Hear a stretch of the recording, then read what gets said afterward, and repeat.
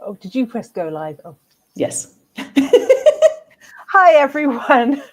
Welcome to a great Facebook Live from the Teaching English team at the British Council. I'm here today with Karen, who's just getting us live on Instagram. And today we're going to be talking about climate and sustainability. What are teachers doing? So we've got a few ideas here for you, but we also want to hear all your ideas. What are you doing about sustainability in your classroom? And what ideas have you got? So I think we'll just get started here. Oh, we are good to go. Yes, we are good to go, Naomi. We are live on Facebook, YouTube, and Instagram. Hello, Facebook, YouTube, and Instagram. Good afternoon, good evening, good morning, good middle of the night. So, Naomi, we're talking about climate and sustainability, and it's been a bit of a theme this month for us, connected to various events. And we've had a couple of live events recently as well on the last week we had a live event, a webinar where one of our presenters was talking about how to integrate performing arts with climate. And then also at World Teachers' Day, there was some, I think Chris Graham and some others did some webinars on climate and sustainability as well. There were two sessions from World Teachers' Day. Christopher Graham talking about sustainability and how it's more than just climate. And I highly recommend watching his session after this one, but don't go yet. No, stay with us. And then the second one was with Iman Hassan Zain, and she was talking about how you can use role plays to teach your learners about climate and sustainability. And I think we've got a couple of ideas from her session as well. So Fantastic. That would be another great one to watch later. So just a big hello to everybody. There's lots of people joining us on Instagram. Welcome. And also we've got here Miabu from Morocco joining us from YouTube as well. And thanks, Wayam, who is moderating in the comments. Wonderful. So if you're here watching, drop a hello into the chat for us. Give us a call. We'll give you a call out. So should we start with some ideas now? I mean, that's a great idea. Yes. Okay, so I've got one here that I really, this is something I would like to try with my students. I haven't done it yet. I'm based in Thailand, and I found this really lovely article in one of the main Thai English language newspapers, the Bangkok Post, free to read, free to access, about a young woman, a young Hmong woman in the north of Thailand, actually very near to where I live, who became much more aware of climate issues thanks to some workshops she did, and is now being a voice for the young generation on how we need to take care of our environment much more. So I thought this article was lovely. I think Wayam can pop the link to that in the chat if anyone's interested. But I thought this was a really good one to use in Thai classrooms. I think that's something we need to look at, is localizing the content. Don't you agree, Karen? Absolutely. Localizing the content, because in the past, when we've had, the unit in the book on the environment, there's been sort of various bits of criticism, I guess, about how distant some of these topics are from our students. So, for example, my students here, I'm in Spain, if there's a lot of flooding in another very far away part of the world, it's hard for them to grasp that. Or if, like you in Thailand, are talking about polar bears, for example, then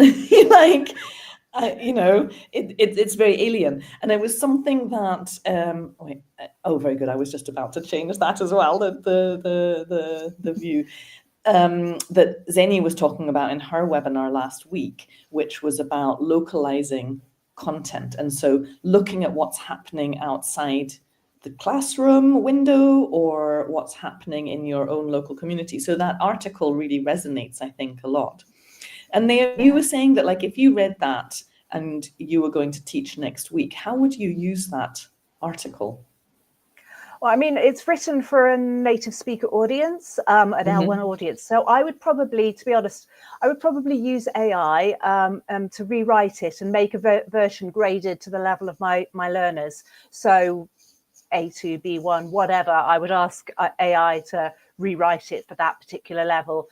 And then I might use AI to write some comprehension questions. But to be honest, I would probably personally write the comprehension questions myself. Partly because I enjoy doing that. I find it interesting, but also I think I like reading things, thinking what you could ask about it. Yes, I'm a nerd, but also because I think AI is something we need to consider when we are talking about sustainability.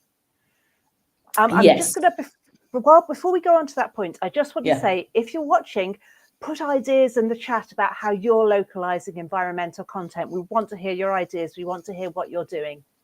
Okay. Yes, so absolutely. I just wanted to say like a hello to on Instagram. We've got Mystic from Azerbaijan, and we also have Sana from India, and we have Sanya from Pakistan, and lots and lots and lots of people. It's fantastic. And YouTube, we've got Richard from Rwanda. We have on Facebook, we have Ahmed from Indonesia, a neighbor of Thailand there, Mohammed from Morocco, Ram Kumar from Nepal. What a great international audience we've got out there.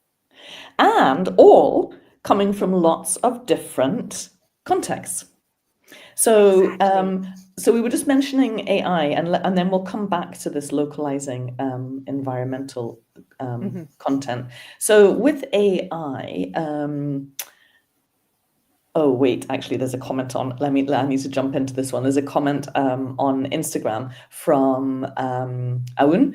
Teachers are inspiring students by establishing student groups in extracurricular activities named Prima Green School Group. So, Auna Farik, tell us a little bit more about what you do in the Green School Group. That sounds fantastic, of your ideas there. So, Naomi, with the AI, what's the problem with using AI and connect it to the environment? I mean, AI uses an awful lot of both energy and water to power the processors. It's very, very energy and water intensive. Water's used, I believe, to keep the systems cool, and then you need electricity to do the processing. And each prompt you write uses like 1 unit of whatever power. So that's actually a piece of advice we got from Christopher Graham's great talk on World Teachers' Day, is to minimize the number of prompts you use. Be smart in your prompting. So don't keep asking more and more questions. Try and distill everything down into 1 or 2 really, really good questions that cover as much as you need.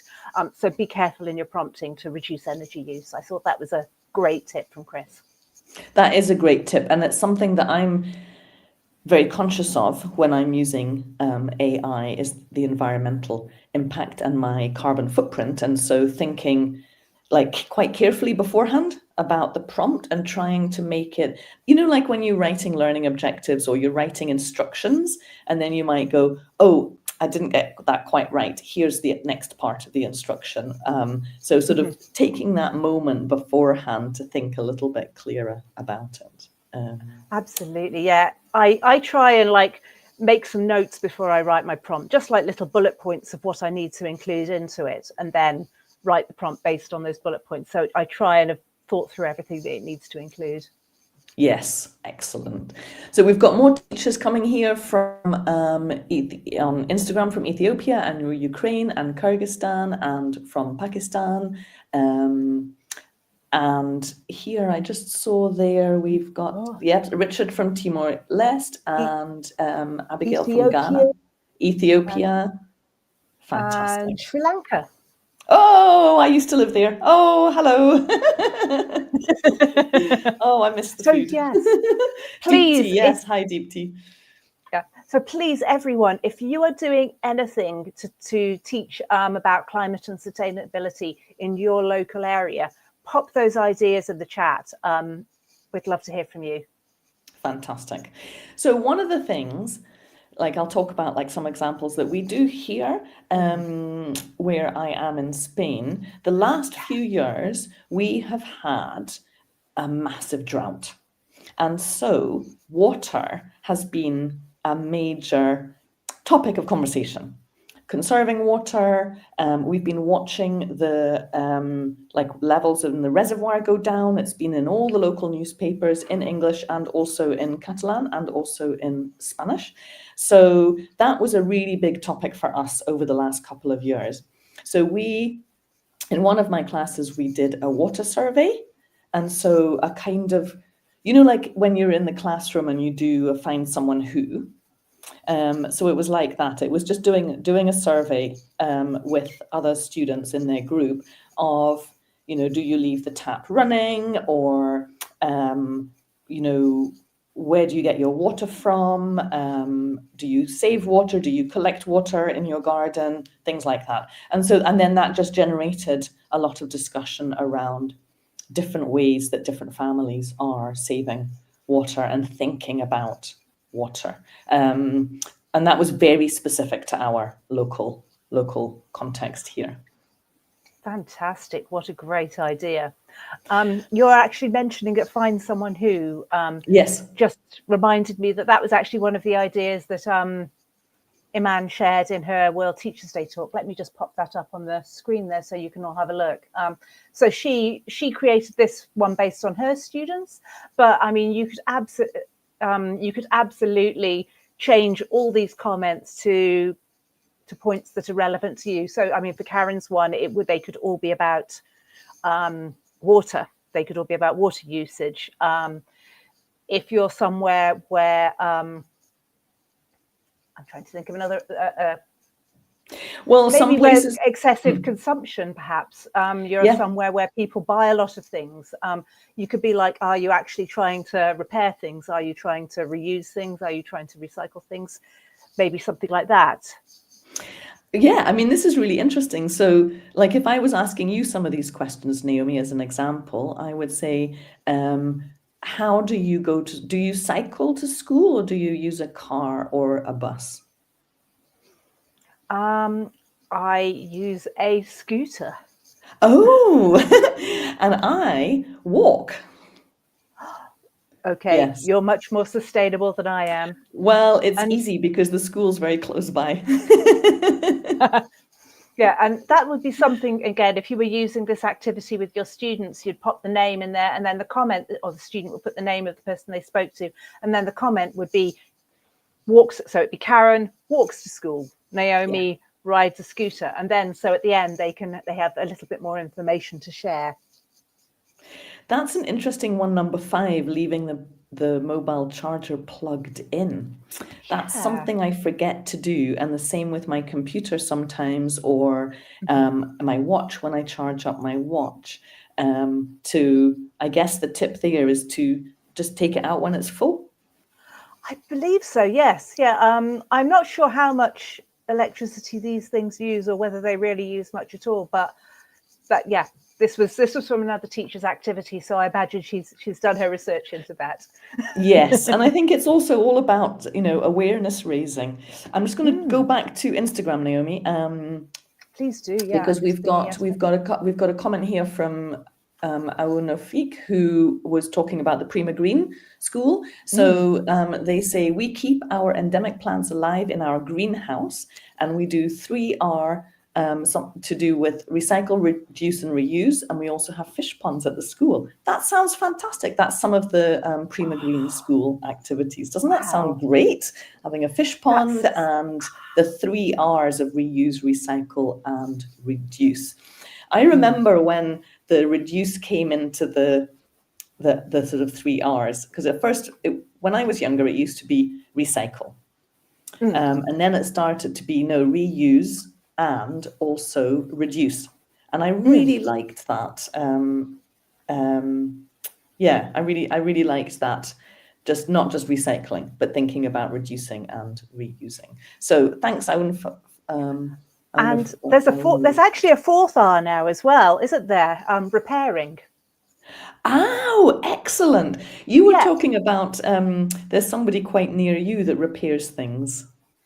Absolutely, yeah. I mean, that's one thing I really like compared to living in Thailand compared to living in the UK is it's much easier to get things repaired.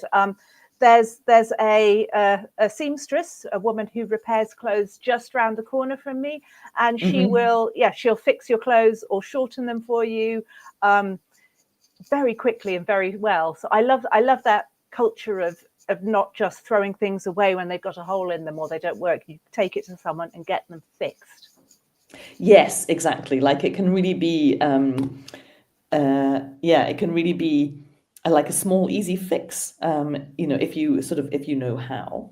We've got a comment here from Mystic in Azerbaijan. We have a special subject at school which is generally generated for explaining and teaching to students how to behave with our planet natural resources in a smart way. So that's another great initiative that's going on. Wonderful. And there's one here from Miabu on YouTube about talking about the public baths, and they close them to conserve water. We had that here too, but now we're having slightly the opposite, and we're sort of having too much rain. I can't collect it. I don't have any more buckets left to collect the amount of rain we're getting. So it's like changing. I think that seems to be the problem in a lot of places, doesn't it? Half the year there's too much water and there's flooding, and the other half of the year there's not enough and there's a drought. It's the balance seems to be. Yeah. Yes, exactly. Yeah. I just saw this comment here from William.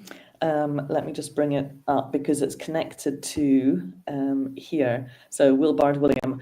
I use singing to teach vocabulary and letters. It's amazing because I dance with them. So this is something that Zeni was talking about in her webinar last Friday about using local songs, folklore songs, for example, or using local stories, folklore stories, and changing the words and dramatizing. So the songs and getting the students to perform the songs, but you're changing the content to have a sustainability theme. So the students are making poems and designing little role plays. And I think that was one of Chris Graham's point was, we sometimes think, I don't know where to start with a sustainability. How do I bring it into my classroom? And he was saying, you take the same lesson, you just change the content a little bit. Exactly, yeah. You're still teaching grammar and vocabulary, speaking, listening, everything. It's just the topic is something to do with the environment or sustainability or whatever. Exactly. Yeah. We've got a lovely comment here from Rachna, actually, on Facebook. She does field trips into nature parks and water plants to get more insights on environmental issues. I really like that. I think connecting your learners with their natural environment, it makes them much more aware of it. And then I think when you're more aware of something, you're going to take better care of it. Well, we absolutely. Thanks, Rachna. We did a lesson not that long ago on how long fruit and vegetables take to grow. And so we were using the grammar of superlatives and comparatives, and the students had a list and they put them in order on the little cutouts. And they were just very, very surprised at what things grow quicker and what things grow longer. And what we're doing for the lesson next week is the homework is to go to the local shops and see where the food comes from and to find something that comes from the furthest away. And we've got a blow-up globe so we can take a string and measure. If we had technology, we could maybe use maps to measure the distance, but we don't. So we're going to do it old school with a globe and pieces of string and then see where the furthest food comes from. Just sort of raising awareness, really. Yeah, I think doing it tactilely with a globe sounds more fun. Yeah, I think it will be as well. Plus, it turns into a football later. Absolutely, get a bit of exercise in.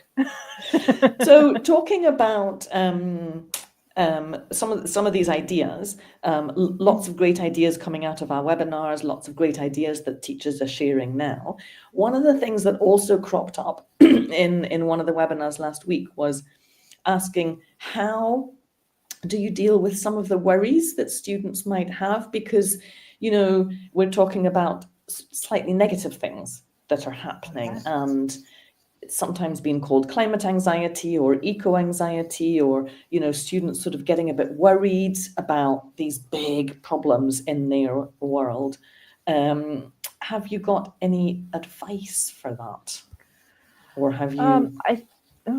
I think it's a understandable concern. I mean, I could see why our learners might be worried about it, and I'd love to hear what the teachers here are doing to allay those fears. I think trying to keep it localized probably helps, not looking at the global picture. And I think looking at small solutions, things that they can do that aren't overwhelming again. So suggesting they have to maybe change their entire life is going to cause more anxieties than saying, here's a small thing that you can do that might help. That would be possibly something I would consider. What about you, Karen? Have you heard of any good ideas for... Pretty similar, and something that we also do in my classes is keeping it local, keeping it, I suppose, like fun as well, not too serious. And so something where the groups are mingling and talking to each other. I think also some of the terminology that we use. So when we talk about climate crisis, the word crisis is a sort of like slightly worrying word. So I think some of the terminology is beginning to change around like eco-awareness or sustainability, the 4 R's, not 4 now. And yeah, like not sort of trying to delve in like too deep unless the students are a little bit older and you can have a more abstract conversation. And I think I like that as well about the you know, small steps. We've got a couple of suggestions here. Have you seen Rachna uses a gentle tone and lots of facts, and this one is inviting students to suggest solutions. So then they're sort of taking ownership. But I think it's to do with things that I can manage, you know, within my environment. I think possibly, I was just thinking possibly using inspiring stories of people who are doing things to help can also be quite uplifting as well. So seeing a young person who's going off and doing something like cleaning up the oceans or whatever could be potentially more inspiring rather than disheartening. Yes, well, I've been watching some videos recently coming out of Southern Africa of people cleaning up their neighborhoods, just teenagers, groups of teenagers getting together. It's not a massive job. It's just in their own little, like, you know, square or corner. But then once those guys do it, then the next ones do it, and so on. And if you walk outside the house and it's a beautiful, clean environment, then you think, oh, that's quite, you know, it looks lovely. Yeah, and you want to keep it that way as well. One of the things that we were talking about as well this week on, I think it was one of your community questions, was on, as teachers, around paper use or reusing. That was an interesting discussion. I mean, I think I asked how much paper teachers use, and I got answers ranging from infinity to 0. That's quite a range. Yes, basically that's about as far a range as you can get.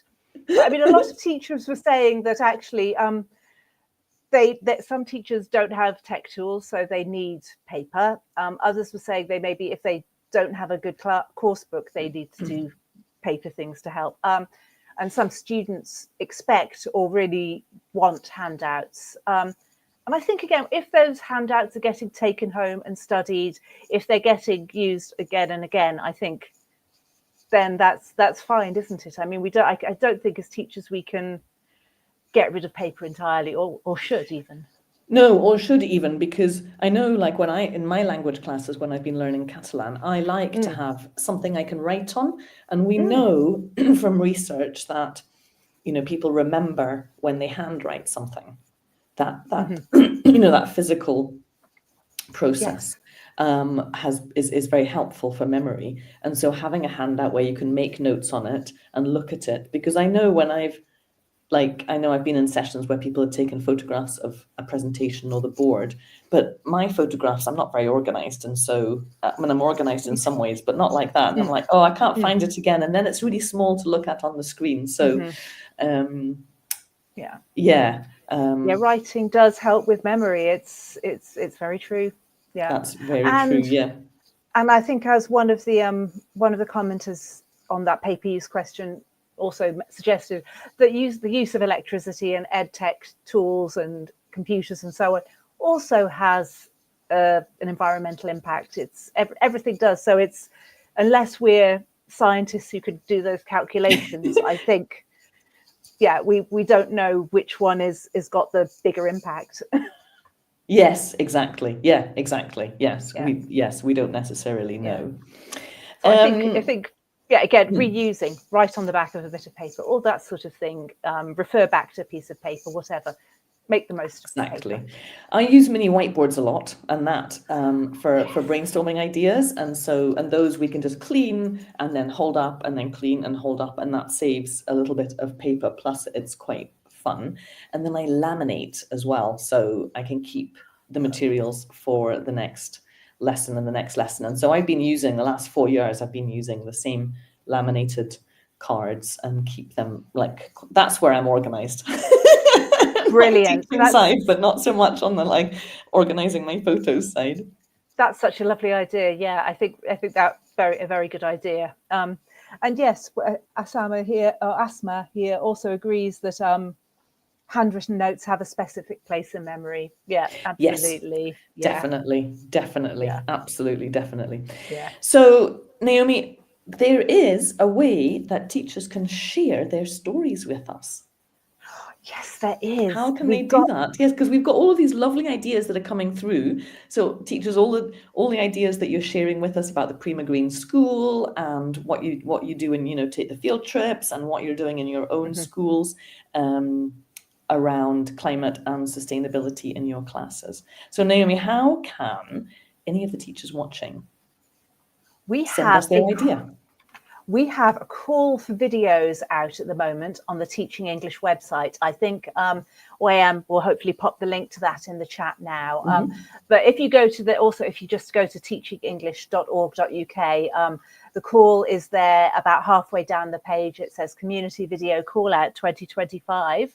And you could record a short video and upload it, and then we'll be sharing a selection of those on our social media channels over the coming months. So share your ideas, share your thoughts. We're really, really excited to see your videos and hear your voices. Definitely, yes, and hear what you're all doing in different parts of the world, as we've got teachers joining us from so many different places. When you do make a little video, you can hold up your camera, just look at the camera. It's a bit weird sometimes to look at yourself and make a video of yourself, as we know, don't we, Naomi? Oh, yeah. Practice your words a little bit, and then just 30 seconds or a minute, that's it. Tell us your idea, send it to us, and we'll share it out. Yeah.